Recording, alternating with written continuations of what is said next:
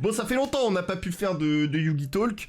C'est vrai que l'actuel était assez calme, il y a eu le YCS, etc. Enfin, j'étais un peu plus porté sur le jeu physique, pour le coup. Entre le YCS qui a eu lieu, entre l'avant-première de Rota et quelques ouvertures un petit peu chanceuses, bien sûr, de mon côté. C'est vrai que ça a donné un petit peu de place aux news, mais l'avantage, c'est que du coup, bah, il y a pas mal de news à traiter. Pour le coup, je ne sais pas si elles sont de qualité, mais en tout cas, il y en a. Donc c'est le principal. Et franchement, en vrai, ça m'a vraiment manqué de faire l'émission, donc je suis super content. Et voilà quoi, on espère que Konami pourra continuer à bombarder un peu plus de news dans les prochaines semaines, pour qu'on puisse continuer, parce que bah c'est quand même quelque chose que j'apprécie faire, les Yugi Talk avec vous, pouvoir réacter sur les nouvelles cartes et tout, c'est quand même sympa quoi, on se réunit un petit peu tous autour de ça, et sur l'actualité globale de Yugi, donc ça reste assez agréable, on va pas se mentir. Bon, ceci étant dit, on va voir un petit peu les différentes news qui sont tombées au cours, des 2 dernières semaines. Parce que forcément il y a des trucs que j'ai pas pu traiter avec le YCS et tout ça qui ont eu lieu, et le retour de YCS notamment. Et donc du coup on va s'y mettre tout de suite, et on va commencer du coup avec l'annonce, vous le savez, de la Bonanza, la Quarter Century Bonanza, qui du coup donne voilà sa date de célébration du 6 novembre au 17 novembre pour aller récupérer ce playmat de Phoenix. Bon. Vous savez ce que je pense de Bonanza? Je suis très méfiant. Voilà, je suis très méfiant. Et pour l'instant, voilà les cartes qui ont été annoncées pour Bonanza. Difficile de pas être méfiant, quoi. Je vous avoue que... Aïe, hein. Aïe, coup dur. Hein. Bon, pour l'instant, il y a que ça. Donc on va pas juger. Ah, il reste bien 200 cartes, je sais plus combien il y en a. Bon, le pack Nostalgie, j'ai capté, hein. Flame Wigman, Dark Paladin, le drill mon cul là. Bon, ok, hein, on a compris. Maintenant, les vraies cartes Yu-Gi-Oh, on les attend un peu. Moi, j'avoue, bon, je vois certains d'entre vous, vous êtes ok. Moi, de toute façon, je vous l'ai déjà dit, en vrai, j'ai peur que Bonanza ait exactement le même problème que la Tin Box. C'est-à-dire que la moitié des cartes, on s'en bat les couilles, et l'autre moitié... Enfin, en fait, peu importe où t'es situé, t'as forcément une moitié, tu vas t'en foutre, et une autre moitié, tu vas t'en foutre aussi, en fonction de ton parc d'attractions principal. Donc, c'est vrai que... Je suis pas... Moi, je suis pas fan de ça, je préférerais largement... Mais je vous le dis, j'ai absolument rien contre la nostalgie Yu-Gi-Oh, les gars, je joue au jeu depuis sa création, excusez-moi, mais... C'est un peu faux, mais bon, vous avez capté ce que je veux dire par là. En tout cas, depuis que le jeu existe chez nous, j'y joue. Et j'ai absolument rien pour tout ce qui est réédition, etc. Mais en fait, ce qui me dérange, c'est le fait d'avoir une cible qui est pas arrêtée sur un produit. Pour moi, j'arrive pas à considérer un produit bon quand il tape trop de cibles en même temps. Et du coup, j'ai l'impression qu'il ne répond pas correctement à la demande. Dire actuellement, je crois que personne demande Diable Star, Promethean Princess et Super Poly en réédition particulièrement, alors que c'est des cartes un peu récentes et compétitives. Alors récente, Super Poly date d'un petit peu longtemps, hein, PTDN bien sûr, mais quand même, hein, vous avez compris ce que je veux dire. Donc c'est vrai que Diabel, en vrai, sortie dans la Tin, elle est déjà beaucoup plus accessible. Ça, je me faites pas dire ce que j'ai pas dit, je reste quand même content que la carte soit accessible davantage. Mais c'est vrai que, putain, entre-temps, ils nous ont montré aucune autre carte, quoi. Je suis un peu dubitatif, et c'est vrai que, quand derrière le tapis de Bonanza, c'est lui... me faites pas dire ce que j'ai pas dit, hein. Phoenix, c'est une super carte, hein. On l'aime beaucoup, hein. Enfin bon... vraiment, Phoenix, quoi. Donc bon, Phoenix est confirmé, forcément... C'est vrai que derrière, bon, le 7, il sent mauvais, hein. Je vais pas vous mentir que pour l'instant, ils sont mauvais. J'espère me tromper et qu'on ait finalement des très bonnes cartes derrière qui nous sont annoncées et tout. Pour l'instant, ça vend pas du rêve. Voilà, moi, je vous le dis très sincèrement, comme je vous l'ai dit avec la Tin Box, ça sentait pas bon parce que ils ont annoncé SP Chaos Angel très rapidement et après, hop là, Motus bouche cousue, on n'avait plus rien. Voilà, ça c'est pour Bonanza, c'est un peu...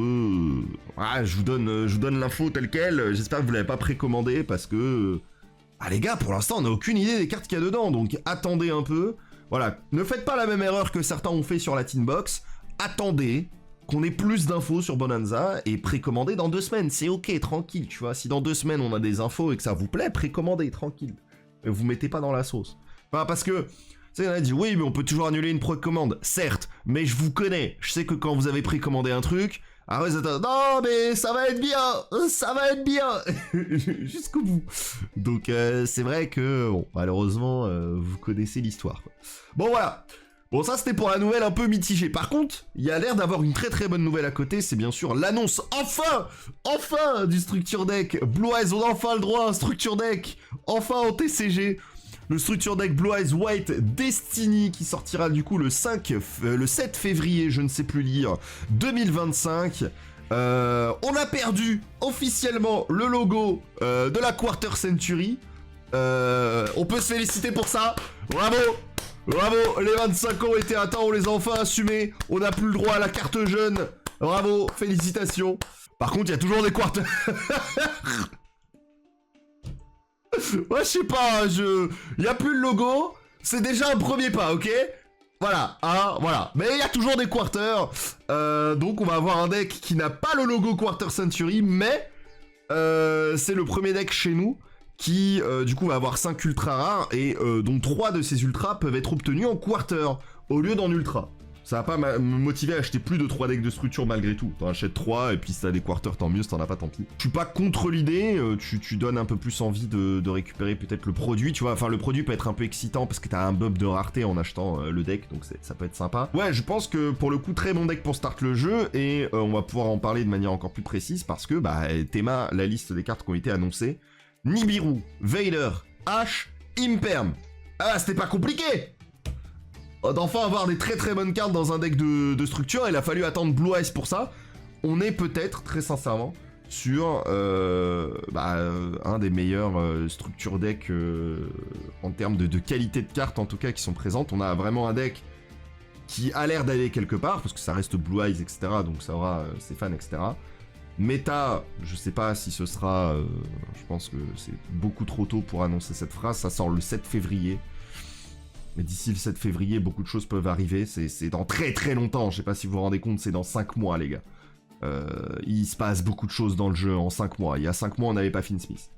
Voilà, pour vous donner un exemple. Donc, les gars... Prenons le temps tranquillement de digérer certaines informations petit à petit. Si vraiment vous pensez jouer Blue Eyes ou que vous vous remettez là dans le jeu petit à petit et que Blue Eyes vous fait de l'œil parce que ce sera effectivement pas si cher que ça à récupérer, pensez à toutes les cartes hors Blue Eyes qui pourraient être, enfin hors de ce deck de structure qui pourraient, dont vous pourrez avoir besoin et qui ne seront pas dans le deck et récupérez-les le plus vite possible. Comme ça au moins vous n'avez pas de mauvaises surprises. Pour l'instant il n'y a évidemment pas la news de est-ce qu'il y a Magia ou pas. Et vous le savez que s'il n'y a pas Magia, moi ça va m'énerver. Donc pour l'instant je suis colère.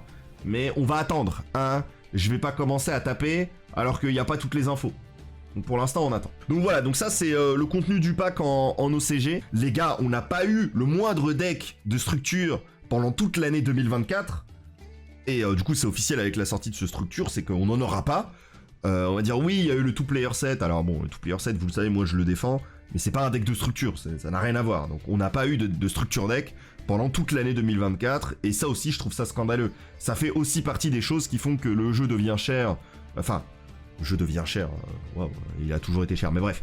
Que le jeu paraît, en tout cas, de plus en plus cher parce qu'on n'a pas d'alternative. La seule alternative, c'est d'être un connard et de jouer Tempai. Ce n'est pas une alternative agréable. Donc, moi, je trouve ça fou qu'effectivement, par exemple, Mermail, ça n'a pas chopé de deck de structure quand Fire King l'a eu. Et, enfin, moi, je suis vraiment pour le fait qu'on ait plus de decks de structure. J'aimerais voir, 3-4 decks de structure par an. Enfin, on y va. Chez nous, l'alternative, c'est Runic Stun, j'en peux plus. Mais c'est le classique, en fait. Pour l'instant, l'alternative, parce qu'on n'a pas de decks qui sont intéressants. Enfin, Fire King était une super alternative pour les débutants. Le nombre de débutants que j'ai vu au début de l'année dernière qui jouaient Fire King, c'était trop bien. T'avais plein de gens, ils avaient pas trop les moyens, ils jouaient Fire King, et tu sentais, ils vivaient leur meilleure vie, et ils pouvaient te choper des games, genre, ah oui, ok, ils avaient pas la version la plus opti, mais c'est pas grave, quand tu recommences le jeu, quand tu reprends le jeu, t'as pas besoin d'avoir la version la plus opti, mais ça reste quand même cool d'avoir un deck qui fonctionne, tu vois, et Fire King, ça marchait, tu prenais 3 Fire King, le deck, il tournait, tu vois, c'était cool. Là, je t'avoue, bon, entre-temps, il s'est passé des choses quand même, donc c'est un peu compliqué.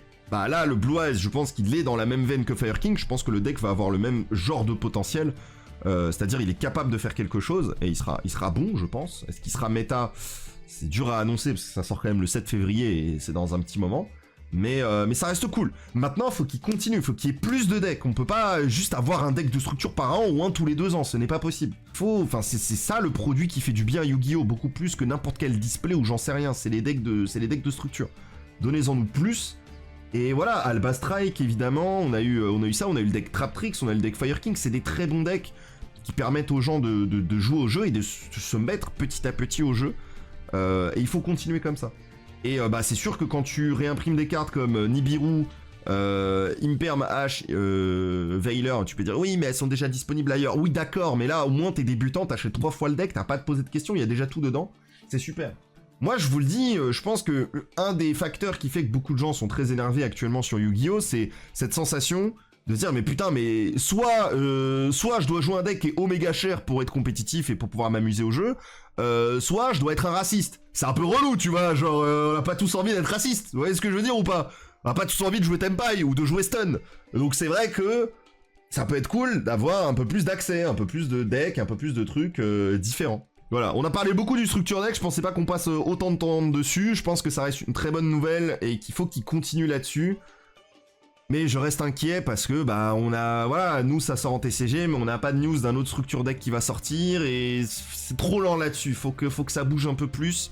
Et moi je vous le dis, hein, je suis prêt qu'on ait moins de 7. Honnêtement, hein, ça tiendrait qu'à moi, je préférais qu'on ait une extension de moins en régulier, tu vois.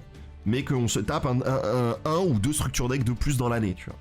Je suis chaud pour ça et malheureusement je sais que c'est pas le chemin qu'ils vont prendre. Parce que j'imagine que c'est plus rentable, je sais pas trop à quel point, mais c'est plus rentable d'avoir des displays. En plus, ça viendrait contrebalancer l'image trop chère que Yugi a ces derniers temps. Après, c'est une image qu'il a toujours eu, le jeu, malheureusement. Vous vous rendez peut-être pas compte, les gars, mais le jeu était aussi cher à l'époque qu'aujourd'hui. Enfin, le jeu a toujours été cher. C'est une vérité, malheureusement. Mais voilà, c'est comme ça. Mais c'est clair que, moi, je le dis, c'est pas parce que ça a toujours été le cas que ça veut dire que ça doit pas changer. Voilà. Et je pense que si tu veux faire en sorte que ton jeu continue de vivre sur le long terme, avec justement tous les autres TCG qui sont émergents et qui clairement sont en train de batailler pour prendre ton spot, je pense que c'est intéressant aussi de réduire un minimum le prix. En fait, c'est tout bête, mais j'ai l'impression que Konami ont cette vision de il faut que tout coûte cher, ou en tout cas que tout soit peu accessible, comme ça les gens dépensent un max d'argent sur notre jeu. Et Sean, mais tu sais que si les cartes au lieu de coûter 300 balles, elles coûtent 20 balles, bah je dépense toujours 300 balles, mais j'achète plus de cartes en fait. Enfin, c'est le... Eux, j'ai l'impression, ils se disent non, s'ils mettent pas 300 balles, après, ils vont mettre de l'argent ailleurs. Je fais bah non, en fait, on va continuer à mettre de l'argent sur Yugi, t'es con quoi alors. Enfin bref, bon, bah c'était tout pour les news qui ne sont pas des cartes directement. Donc là, il y a beaucoup de cartes à découvrir. Donc on va commencer du coup avec Double Fusion, qui était une carte qui avait déjà été un petit peu annoncée, et pour le coup, bah c'est une carte de l'animé. Donc bah la vraie question c'est est-ce que c'est exactement le même effet que la carte de l'animé? Je pense que oui, parce que la carte de l'animé fait rien. Donc payer 500 LP, ça commence pareil. Invoquer par fusion un monstre fusion depuis votre extra deck en utilisant des monstres de pivotement au terrain comme matériel, ça commence exactement pareil, c'est exactement le même effet. Puis vous pouvez invoquer par fusion un monstre fusion depuis votre extra deck en utilisant des monstres de pivotement au terrain comme matériel. Bah voilà, c'est le même effet, je crois juste que dans l'animé, t'es pas obligé de tout de suite faire la fusion. Enfin, c'est pas écrit en mode tu peux tout de suite faire la fusion, mais dans les faits, en termes de ruling, c'est beaucoup plus simple comme ça. Faudrait qu'on ait un espèce d'archétype qui puisse jouer autour. Je pense pas que c'est une carte qui sert à rien, parce qu'en fait, ça permet de faire une double étape, tu vois. Si t'as vraiment la première fusion qui fait rien, genre imaginez plus tard, on a un archétype où genre tu fais une fusion, et quand la fusion elle est envoyée au cimetière, il se passe un truc. Et la nouvelle fusion fait quelque chose, mais la fusion, la première que t'invoques ne fait rien. Mais en fait, t'es obligé d'avoir double fusion, donc tu fais d'abord ta première fusion, puis ta deuxième, et la deuxième fait un truc, et l'autre fait aussi quelque chose. Et là, ça peut être intéressant. Pas jouable dans la base. Le problème d'Albaz, c'est qu'en fait, il le fait déjà de lui-même. Il fusionne Climb déjà lui-même, en fait. Donc, on veut dire, tu fais brander de fusion, t'as Lubellion et... Enfin, Albion, Lubellion, et ça fait déjà le travail. T'as pas besoin de double fusion. Donc c'est vrai que c'est un petit peu particulier. Mais je trouve que ça reste une carte... En tout cas, la carte est sympathique, tu sais. Je vois pas la carte en mode « Oh, terrible, trop nul !» C'est une petite carte qui va trouver sa niche peut-être un jour plus jouable dans Chimera, je sais même pas, hein. Je pense que Chimera a pas besoin de double fusion non plus, mais pourquoi pas, tu vois, c'est à tester. Je pense que c'est le genre de carte qui trouvera son utilisation très sincèrement dans tout ce qui est fun, dans tout ce qui est un peu plus casu. Et peut-être à l'avenir, il y aura un deck ou deux qui seront capables de profiter réellement de la carte à l'avenir, s'ils ont envie que ça arrive. Mais j'y crois pas particulièrement. Ensuite, on va avoir du coup du support. Et là, du support, les gars, on va avoir que ça. Il y a tout simplement pas de nouvel archétype. Donc là, on va s'intéresser à Suda. Donc Supreme Darkness, qui est l'extension qui arrivera après Rota. Et on va avoir du coup des cartes assez intéressantes parce qu'il n'y a que du support. Et on va commencer avec le support requin. Et requin s'en sort avec une nouvelle carte, là, comme ça, un peu sortie au pif. Il s'agit de requin jet, qui pour le coup, effectivement, ressemble un peu plus à un requin que certains de ses prédécesseurs sortis dans Rota. Bref, du coup, il est niveau 4, c'est un water, il a 1000 d'attaque, 0 de défense. Bon, on se doute, comme à peu près toutes les cartes requins ne font absolument rien sur le board réellement. C'est des cartes qui vont générer quelque chose pour pouvoir avoir accès à ton extra deck, je pense.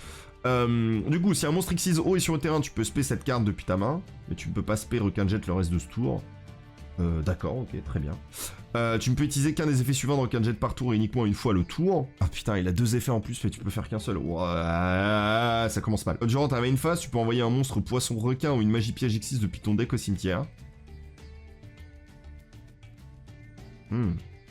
Et sur notre effet, tu peux la bannir depuis ton cimetière, ajouter une carte jet aqua depuis ton deck au cimetière à ta main. Ça me casse les couilles que son effet soit qu'une... Tu peux en faire qu'un, quoi. Genre, il est pas broken s'il peut faire les deux, hein. T'es là, tu dois faire un choix. C'est trop chiant. Quoi, pour l'aspect, il faut déjà que t'aies une Xyz. T'as pas un effet à l'invocation, c'est que durant la main phase, donc le gars, il peut intervenir entre-temps. Enfin, en fait, la carte est pas injouable, mais elle est limitée, on sait pas pourquoi, alors. C'est vraiment dommage, parce que c'est un deck, requin, on le sait très bien, qui fera pas nécessairement grand-chose. Et je pense qu'il a le droit, quand je dis grand-chose, mais compris, je parle vraiment purement compétitif. Et je pense que ça va, le deck a besoin, enfin, il a le droit d'avoir des cartes qui ont accès à ces 2 effets, enfin. Je vous rappelle qu'à côté, les gars, Finn Smith, c'est pas limité, hein. Quand tu fais Finn Smith Engraver, t'as le droit de faire tous les effets le même tour, hein. Ouais, ce que je veux dire ou pas? Est-ce que vous comprenez un peu le sujet? La carte te lock, t'as le droit qu'à un seul effet, t'as pas d'effet à l'invocation. C'est pour ça qu'il y en a une qui est méta et l'autre pas. Bah ouais, mais du coup, ça... En fait, si vous voulez, si ça devient incontrôlable au bout d'un moment, c'est parce qu'aussi on fait des limitations sur la majorité des cartes de Golemon comme ça, genre. Enfin, vraiment, je te jure que si l'effet est pas limité et que tu peux faire les 2 effets, c'est pas la fin du monde, hein, c'est pas l'apocalypse, tout va bien. Hein. Ça casse tous les designs futurs parce qu'on sait très bien que l'extension d'après, on aura un autre deck qui fera des dingueries, et ce deck-là, il pourra déjà plus lutter. Ah, s'il te plaît, t'es déjà derrière comparé à la méta actuelle, fais en sorte que le deck puisse quand même se battre, donne-lui au moins les armes qui lui permettent d'avoir ce qu'il faut. Je trouve ça vraiment débile, genre, bon, enfin bref, donc la carte, elle sera rajoutée, mais comme d'hab, enfin la carte, ce n'est pas un starter, donc c'est juste un extender, et c'est un extender qui est limité dans ce qu'il peut extend. Ouais, bah vas-y, on dort quoi, donc voilà. Ça c'était pour requin, et je vous avoue que quand j'ai vu un requin tout seul, je m'attendais pas à grand chose, hein, je vais être tout à fait honnête. Et du coup, on va avoir encore du support, de toute façon je vous l'ai dit, il n'y a que du support aujourd'hui. On va avoir du coup Tenny, qui va choper du support aussi, très étonné par le support Tenny, je m'y attendais vraiment pas. La vraie question qu'on peut se poser, est-ce que ce sera du support Tenny, ou est-ce que ce sera du support Sword Soul? C'est ça la vraie question qu'il faut se poser, et du coup on va regarder ce qu'il faut. Il n'y a que 3 cartes, donc là aussi un peu peur qu'il y ait l'effet un peu requin jet, et j'ai hâte de voir si ça va toucher Sword Soul ou Tenny, ou les deux, on va voir un petit peu. Esprit Tenny Surya, voilà, qui a 1600 d'attaque, 0 de défense, très bonne stat pour un level 4 Wyrm Synthoniseur. Si vous contrôlez un monstre Wyrm ou un monstre à effet exclu, bon en gros c'est un monstre normal, ou si, enfin c'est un monstre qui a pas d'effet, ou un monstre Wyrm, tu peux spé cette carte depuis ta main. C'est un effet qui se déclare malheureusement, mais ça reste cool. Si cette carte est envoyée au cimetière comme matériel synchro pour un monstre Wyrm, oh pour un monstre Wyrm, oh là là là là, donc ça marche même si tu joues pas Sword Soul. Ouïe, attention, attention. Vous pouvez invoquer spécialement un monstre lien ténu, il peut être... Quoi? Pardon. Attends, quoi? Tu perds monstre lien ténu depuis ton extra deck, peut pas être utilisé comme matériel, bah encore heureux frérot, puis tu perds des LP égaux à sa classification lien x 1000. Wouah, c'est si fort. C'est insane, genre. Vraiment, la carte, elle dit t'as fait du -0. C'est une fois que tu fais ta synchro, tu ramènes 2 cartes. Ah ouais. Ah, c'est pas mal, hein. Waouh! Oh, c'est insane. Lose 4K, on s'en fout, c'est des ressources les points de vie, hein. C'est vraiment, on s'en bat les couilles de perdre 4000, hein. Si ça te fait gagner la game, on s'en fout, hein. T'as vraiment héros, ils sont prêts à perdre 4000 LP pour tuto. Je pense que vraiment 4000 LP pour amener de l'IA4 sur le board, t'es fine, hein. Genre vraiment, y a pas de problème, hein. Je pense vraiment c'est ok, hein. Y a vraiment zéro souci. Bon, en tout cas, Souria, très très belle carte, hein. On apprécie. Est-ce que la suite est du même niveau? Bon, on va avoir une synchro, bah bizarrement une synchro Wyrm très stylée aussi. On dirait pas le même illustrateur par contre. 3000 attaques, 0 de défense pour Esprit Tenya Mula Adara. Je sais pas comment prononcer ça, mais voilà. Donc level 8, Wyrm synchro, oui très bien. Un synthoniseur plus un monstre non synthoniseur, c'est générique, let's go. Cette carte est invoquée par synchronisation et que vous avez minimum 2 monstres Wyrm dans votre cimetière. Et ou bannissement. Ah oui, donc en fait... Ouais, bon, ouais, ok, ouais, la condition la plus simple ever. Tu peux ajouter une magie de terrain depuis ton deck à ta main. Une magie de terrain n'importe laquelle! Nécrovalet, village secret de magicien. Tout est possible. C'est absolument broken, mais ce qui est ultra intéressant, c'est que ils ont été très intelligents sur l'équilibrage de cet effet. C'est-à-dire que cet effet trigger à l'instant même où la carte est invoquée. Donc c'est pas genre tu l'invoques et après tu fous des Wyrm au grave et ah c'est bon j'ai 2 Wyrm au grave, je vais tuto n'importe quel terrain. Il faut déjà que t'aies les 2 Wyrm au moment où tu fais l'invocation. Donc en globalité tu fais la synchro en utilisant 2 Wyrm et c'est réglé tu vois. Mais je trouve que c'est assez intelligent. Tu peux utiliser cet effet qu'une fois par tour, encore heureux frérot. Cette carte gagne ses effets tant qu'il y a un monstre à effet exclu sur le terrain. Donc tant qu'il y a... Ah même sur le terrain adverse. Ah ouais donc t'affrontes Blue Eyes, ça marche aussi. Non destructible par les effets de carte de votre adversaire. Il a les 3 effets. Hein. Votre adversaire ne peut pas cibler cette carte avec des effets de carte. Peut faire une seconde attaque durant chaque battle phase. Voilà, ça les gars, c'est une bonne tower, ça. Ça, c'est bien, ça. Alors, c'est une carte qui te demande des ressources pour mettre en place ce qu'il faut. Sous condition que ça devienne une tower, mais la carte ne génère pas une interaction en plus d'être une tower. C'est trop bien. La carte est... Je crois que c'est une de mes cartes préférées en termes de design, genre. Alors, le fait que ce soit une terraformation sur pattes, ça fait très très peur. Peut-être ça, ce côté-là, ça me fait un peu flipper. Mais à part ça... J'avoue... Même moi, j'ai envie de jouer le deck, là. Mais c'est intéressant, en tout cas. Des très très bonnes cartes. Vraiment excellent. Là, franchement, là, c'est pas requin de jet, les gars. Hein. Là, c'est 2 vraies cartes Yu-Gi-Oh! Et ensuite, on va avoir Perfection éternelle du Tenny, qui est la dernière carte, qui est la magie de terrain. Du coup, celle, bah, littéralement, qu'on peut aller tuto avec lui. C'est littéralement le même monstre. Hein. C'est Mula Hadara. Incroyable. Lorsque cette carte est activée, vous pouvez ajouter un réceptacle pour le cycle du dragon ou cercle du dragon divin depuis votre deck à votre main. C'est extrêmement fort. Bon, c'est la première ligne, le fait d'aller tuto, les 2 cartes, c'est insane. Donc, ok. Vous pouvez sacrifier un monstre Wyrm, puis cibler un monstre sur le terrain, détruisez-le. Dommage que ça target, mais c'est fort. Une fois par tour durant votre end phase, vous pouvez envoyer cette carte au cimetière. Et si vous le faites, placez une perfection sans défaut du Tenny depuis votre deck au cimetière face réto dans votre zone terrain. Ouah, c'est fort. Même depuis le cimetière. Ah ouais. Ça, mais les 3 cartes sont broquettes de fou. C'est insane. Y a pas de lock, y a rien frérot. C'est majestique, c'est trop bien. Alors j'ai même plus les mots. J'allais dire magnifique, j'ai dit majestique frérot. C'est pas que j'étais pas fan de Sword Soul, c'est que le deck était pas ultra accessible à l'époque et quand il est redevenu accessible, bah, j'avais plus trop d'intérêt dessus parce que bah, j'avais trouvé d'autres decks qui me plaisaient. C'est vrai que ça pourrait être un bon moyen pour moi de me mettre à Tenny Sword Soul du coup. Bon, bah ça c'était pour Tenny. Propre, très très propre. Franchement, très surpris. Je m'attendais à rien, hein, très sincèrement. Et je suis extrêmement surpris. Ce sont des démons, ce sont des lumières, ce sont des Finsmith. Parce que Finsmith continue. Donc on va pouvoir continuer avec Finsmith. L'arc Finsmith continue avec Rex Tremendae du démon forgeron. Qui est un monstre de niveau 1, 2, 3, 4, 5, ok, niveau 9. Lumière, démon, 3000 d'attaque, 3600 de défense, c'est un bébé assez costaud. Et qui va demander un monstre fusion démon forgeron. Et un monstre fusion ou lien, un peu galère à invoquer. Mais ça se fait. Non affecté par les effets de carte. Carte démon forgeron exclu, tant qu'il est équipé avec une magie d'équipement démon forgeron. Oh la tower de fils de pute. En fait... Le fait qu'il ait 3006 de défense non affecté, c'est ça qui le rend fort. S'il avait 3000 non affecté, ce serait gérable. Mais 3006 non affecté, c'est pas mal. Tu peux utiliser chacun des effets suivants de Rex Tremendae qu'une fois par tour. Cette carte est invoquée par fusion. Tu peux défausser une carte, envoyer un monstre lumière démon depuis votre deck ou extra deck au cimetière. What? C'est trop fort! Let's go! T'envoies Vice! Let's go Lightsword! On y va! Pardon, excusez-moi, je me suis un peu énervé. Tout va très bien. C'est trop bien. Ce qui est cool avec la carte, c'est que bon, dans mon cas très personnel avec Seigneur Lumière, ça fonctionne et c'est super et on va pas en parler. Ce qui est trop bien par contre, c'est que tu peux envoyer Desirae.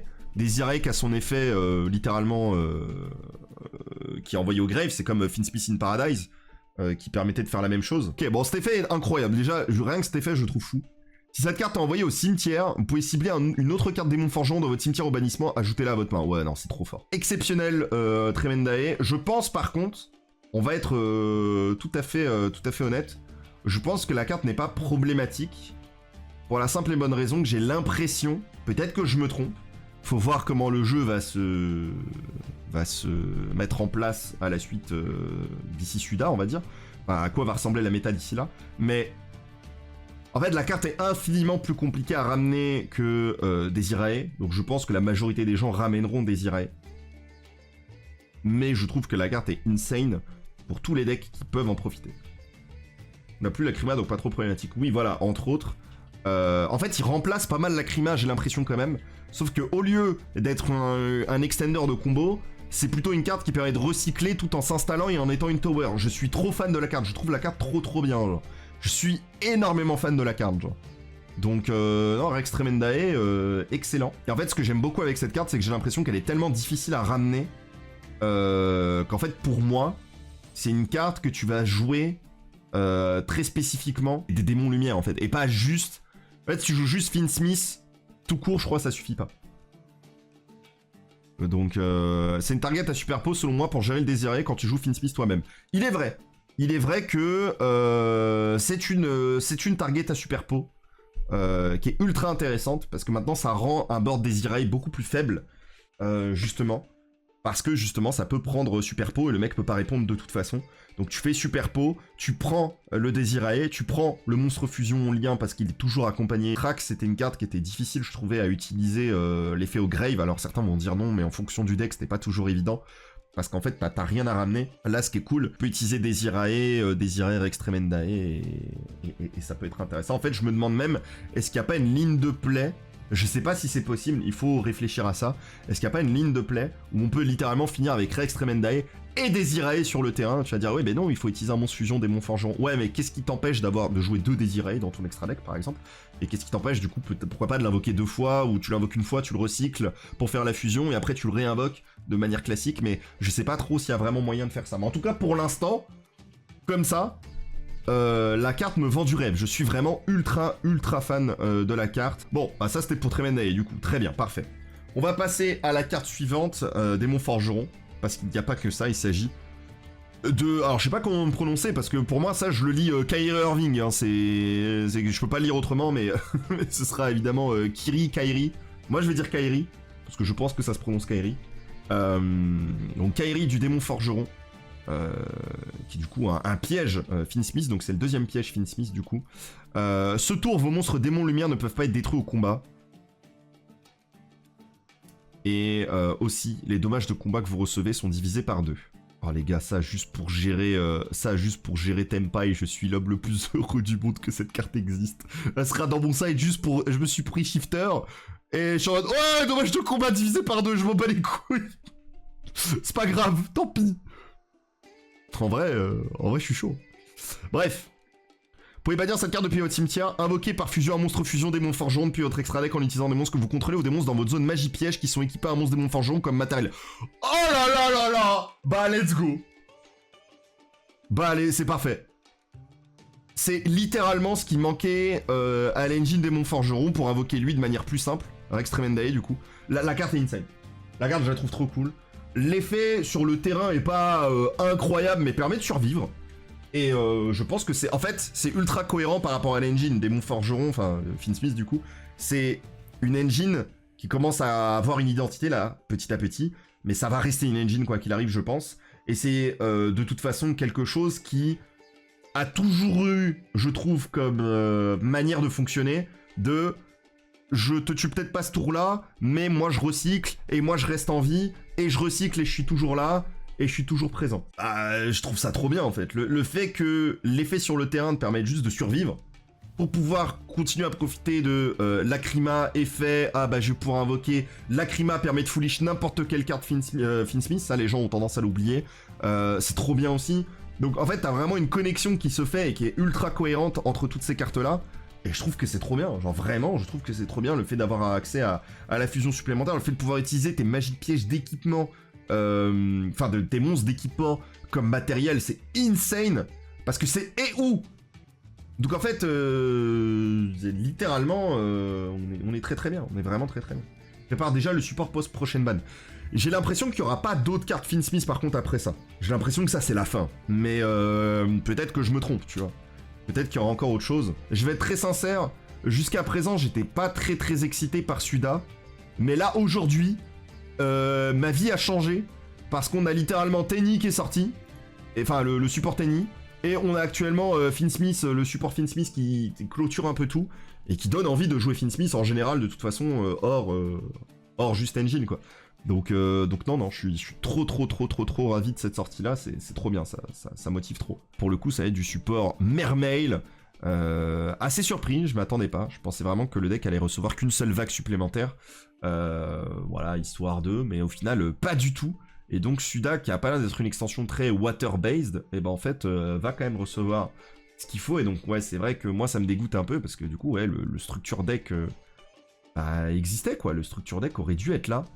Et en fait, ce n'est pas arrivé malheureusement. Ah bon, c'est comme ça, et on va commencer du coup avec la première carte, et il va s'agir de Poséidra, le grondement de l'Atlantide. Alors la carte est un peu fouillis, j'ai un peu du mal à comprendre l'image personnellement, mais t'inquiète. Du coup c'est un water de niveau 7 si je dis pas de bêtises, serpent de mer 2008, 1600 d'attaque. Alors, les monstres de votre adversaire ne peuvent pas cibler cette carte avec une attaque tant que vous contrôlez un monstre autre que Poséidra, le grondement de l'Atlantide. Ok, donc ils le font, c'est-à-dire que si t'en as deux, tu n'as pas de lock battle phase malgré tout, ce n'est pas capitaine en maraude, tu connais. Vous ne pouvez utiliser chacun des effets suivants de Poséidra, le grondement de l'Atlantide, qu'une fois par tour. Vous pouvez envoyer un autre monstre haut depuis votre main au terrain face recto au cimetière. Invoquez spécialement cette carte depuis votre main. Putain, si cet effet, il pouvait le faire aussi au cimetière, ça aurait été broken de fou, genre. C'est ça reste fort, hein, parce que ça reste Mermail, mais c'est pas non plus broken de ouf. Mais c'est ok. Cette carte est invoquée normalement ou spécialement pour envoyer un monstre Atlantide aussi un mur depuis votre deck au cimetière, puis cibler une carte contrôlée par votre adversaire, renvoyez-la à la main. Je crois que si tu peux pas cibler une carte contrôlée par l'adversaire, tu ne peux pas envoyer un monstre Atlantide ou cirer une mur. J'ai vraiment des doutes sur le fait qu'elle soit jouée. Ce sera peut-être joué x1 pour avoir un extender en go second, mais ce sera du coup une carte de side et je vois personne side de l'engine comme ça. Alors ça me paraît pas cohérent. J'y crois vraiment pas. Konami, ils ont compris de plus en plus qu'il faut... Enfin, tu peux équilibrer le go second. Pas en faisant Tempai, mais en faisant des cartes qui ont des effets, enfin qui deviennent meilleurs en étant go second. Après, ça ne marche pas cette théorie si au final la carte devient juste injouable en go first. Donc voilà. Mais en tout cas, c'est une carte. À partir du moment où il y a débat sur la carte, je trouve que c'est intéressant. Donc c'est une carte qui sera testée. Est-ce qu'elle sera gardée dans le deck à la finalité? Je sais pas. Je suis pas sûr à 100%. On va avoir du coup une nouvelle Xyz là aussi.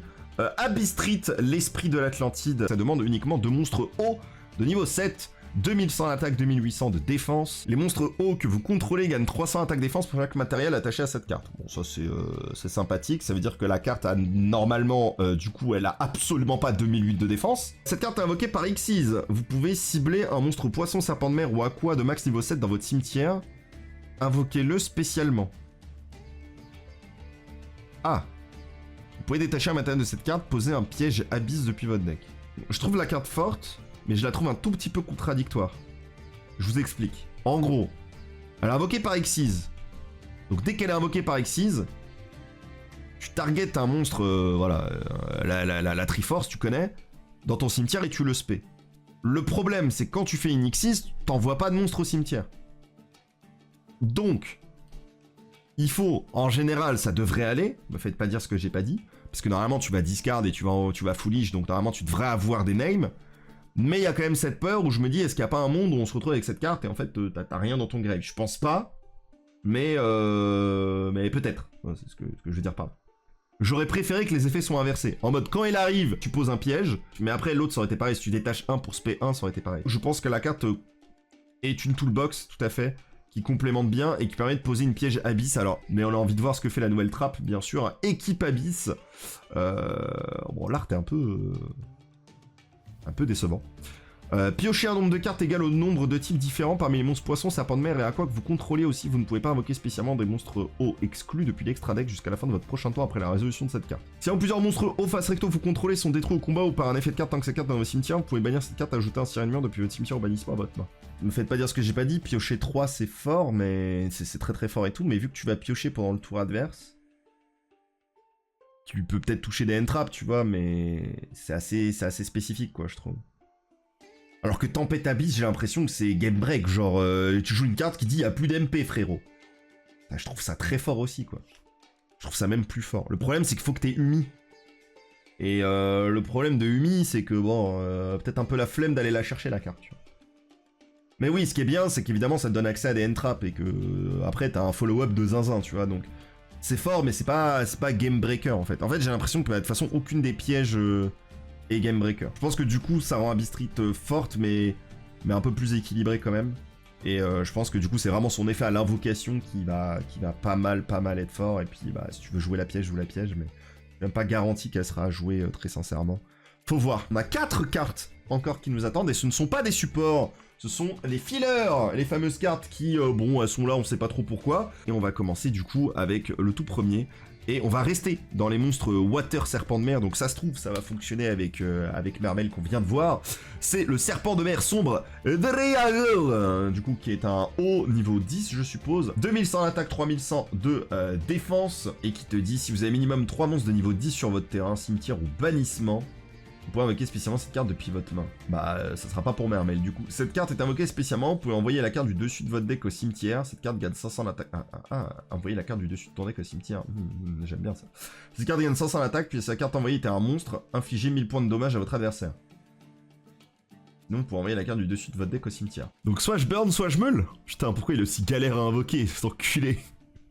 Pourquoi il est pas light dark, tu vois? Au moins j'aurais pu le spé autrement, avec un petit dissipateur. À part dans Ryuge, donc Apodrakos, c'est vrai que ça va être dur de le voir ailleurs. Ok, bon, ça c'était pour Driagul. Ensuite on va avoir le Periomodel, le Spermato, qui est un Cyburst attaque 0, défense 0, ténèbres de niveau 1. Le fait qu'il soit Cyburst c'est quand même pas négligeable, et qui dit que tu peux l'invoquer spécialement depuis ta main, dans ta zone pointée par un monstre lien Cyburst. Ça peut faire des singeries, bien sûr. Tu ne peux spé Periomodel qu'une fois par tour de cette façon. Durant ta main phase, tu peux bannir un monstre Cyberse depuis ta main ou cimetière. Et si tu le fais, cette carte peut être traitée comme matériel du même nom que le monstre banni. Ouais, dans Malice, ça sera joué, c'est sûr. Ça te fait 3 names en plus que tu peux utiliser. Et il prend le name Malice du coup directement, donc tu peux faire des liens supplémentaires. Ouais, ok, non, c'est cohérent. Cohérent. Juste c'est pas un starter mais c'est un extender de très très bonne qualité. En vrai le simple fait que ça marche dans Malice c'est déjà bien. Sachant que Suda sortira chez nous, Malice ça sera à peu près en même temps. Je pense que Periomodel ça sera une bonne carte et je pense que bah faudra faire attention et surveiller tous les decks Cybers qui link climb hein, parce que Periomodel ça déconne pas pour le coup je pense. Sur le long terme ça peut être... En fait c'est une carte qui deviendra de plus en plus forte au fur et à mesure du temps je pense. Mais en tout cas, c'est la carte qui arrive à point nommé pour Malice. Et puis, on va pouvoir avoir encore 2 autres cartes. La suivante, ça va être Tempura de la chance Ebi, qui est du coup un... Putain, il donne faim ce bâtard. En plus, j'ai vraiment faim. C'est un Aqua Pendule normal de niveau 3. Scale Pendule 8-8. C'est un feu. Et vous en doutez... Une référence bien sûr au bateau sushi. Son effet, vous pouvez cibler une carte dans votre zone pendule, lancer une pièce. Ah ouais, ça commence pas très bien. Et si le résultat est face, invoquez-la spécialement. Ou si le résultat est pile, détruisez-la. Et si vous le faites, vous perdez des helpo égaux à son échelle pendule x 300. Ah ouais. Et là, faut lire le texte. Je suis allé à Edofront, dont tout le monde parle en ville. Le tempura ici est non seulement massif, mais son apparence magnifique lui a valu le surnom de Kinpura. Bien que le port soit rempli des dernières installations ultra-modernes et une ambiance interculturelle, l'air est rempli d'un riche arôme qui évoque un certain sentiment de nostalgie, et le craquement et le crépitement occasionnel résonnent dans l'air, ce qui remonte le moral. Bien que j'ai longtemps attendu ce tempura, les conditions difficiles dans l'espace aérien environnant ont empêché son entrée au port aujourd'hui. En raison de ma malchance, j'ai dû remettre un rapport pratiquement vierge.